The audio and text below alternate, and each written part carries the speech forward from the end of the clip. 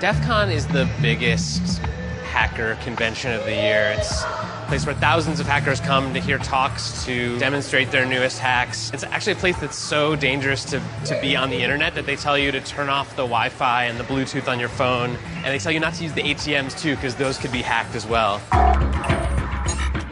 This is the DEF CON ballroom. This is sort of the main room where things are happening, and it's pretty wild. I think this is Car Hacking Village. This car is locked. Can you get me in? I'll unlock it for you.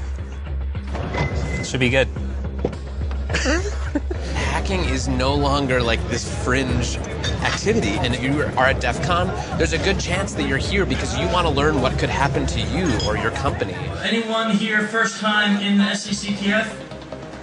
Holy crap. I invited Chris to hack me with his team, but they're going to hack me using social engineering, which is essentially hacking without any code. They just use a phone and an internet connection. We help people with human security issues by testing vulnerabilities for like a network test, but it's for the people network. We test those vulnerabilities, see where the holes are, and then help people learn so they can patch them.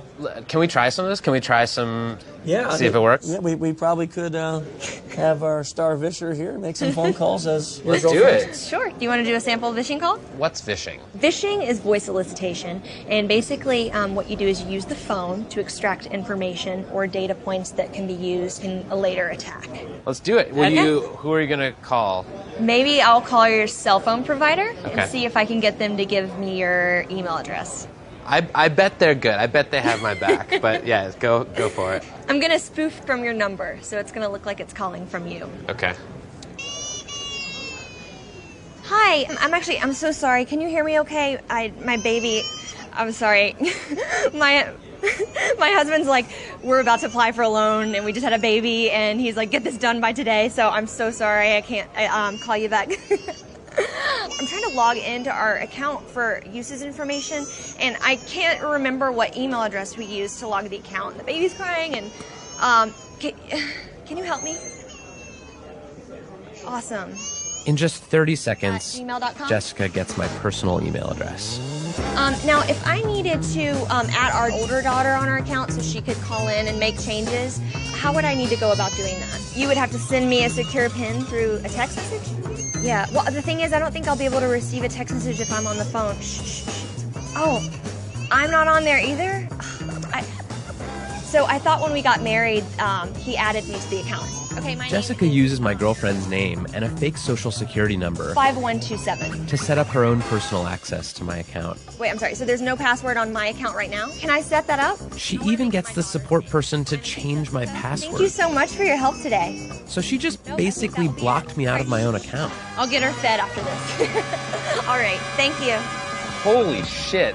So they just gave you access to my entire cell phone account. You're gonna have to go on and change your password now because it's Jess, my name. And all it took was a crying baby and a phone call. Yes. I really thought that my cell phone company would protect me. I mean, like, this is the most basic stuff, and they're not doing it. And if they're not doing it, you know all these other businesses aren't doing it either.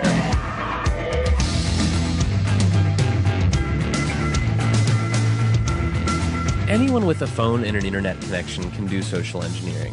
But I was curious, what can a hacker with serious coding skills do? Well, DEF CON is the world's biggest hacking convention. It's hacking everything, hacking social, hacking hardware, hacking software, hacking various systems.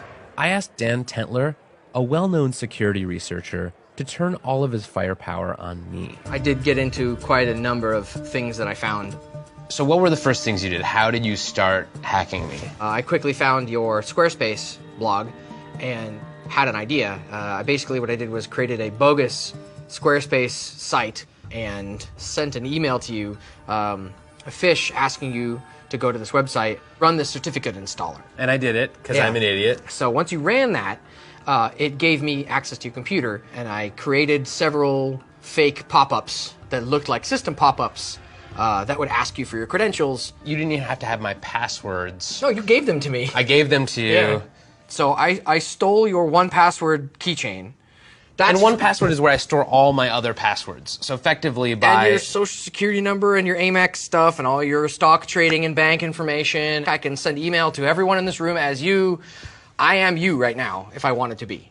If my evilness is working correctly, it should actually be taking pictures of your desktop and pictures through your webcam every 2 minutes. And I have been watching you for about 2 days now. In coffee shops, at your mom's house, on a plane. Here's you editing stuff. There's you like. Oh my God! So this is literally every 2 minutes through my webcam. Yeah, through this guy. How badly could you have messed up my life? I could have made you homeless. I could have made you homeless and penniless. How? Like, how would you make me homeless? Like, I have control of your digital life in its entirety. I have all your credentials. I have all your access to all your financial information, all your work information, all your personal information. I can pay people with your bank account or your Amex account. I am you. I can fully impersonate. Like, the only thing I couldn't doctor would be like your fingerprints. This is like as bad as it gets. It's ridiculous. Yeah, it's bad. So it turns out that Dan Tentler is very good at his job. I mean, he hacked the hell out of me. He got everything. I mean, frankly, I want to take my computer and throw it into the deepest part of the ocean, and I want to become a hermit, and I want to never touch a piece of technology again, because holy shit, that was everything. That was the keys to my entire life, and he just pulled them out of his pocket. But even if I keep my passwords and my bank accounts safe, I could still be in danger from hacks, because with factories, power plants, and other major infrastructure being controlled by networked computers, the world itself is hackable. I'm going to meet Marina Krotofil. She's studying hacking chemical plants. She's thinking about what happens if hackers decide to go after infrastructure. But this is the kind of hacking that could really ruin like an entire country. So let's just say like a nuclear power plant could have a big accident, and they think our machines just malfunctioned, our safeguards didn't work, but it's actually someone hacking.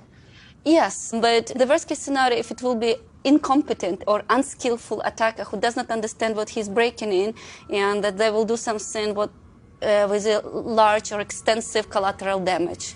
But probably most scariest is hacking the satellites, because now everything navigates with a GPS. So basically, even the huge oil tankers in the sea, they're completely navigated automatically by the signals from the satellites. So by simply disrupting the satellite signals, you can lose the entire tanker and or the aircraft can collide.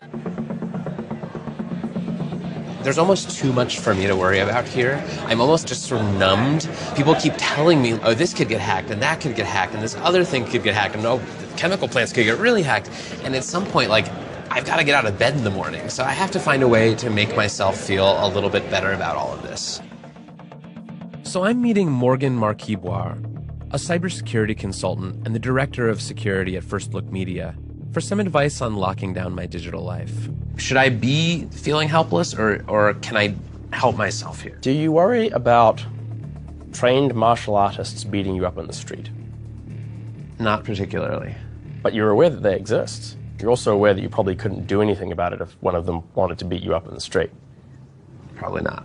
Right? And I mean, you can actually possibly think about the danger that hacking poses to you right now in much the same terms. But the first step is actually thinking sanely about digital security, which most people don't do. So for instance, how do we protect our physical integrity? Maybe we don't walk down the dodgy alley at night, right?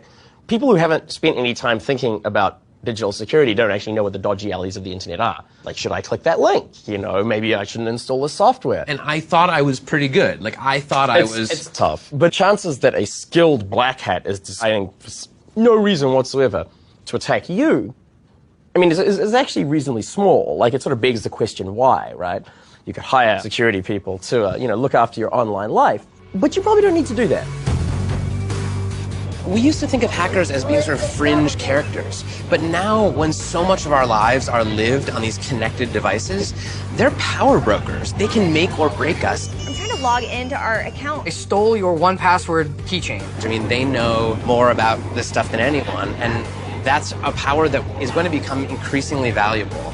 We need to know where our flaws are so that we can be safer. And I think the best thing to do is to enable them to help us rather than shoo them away. Do you guys have any of those little things that you put over the camera on your laptop?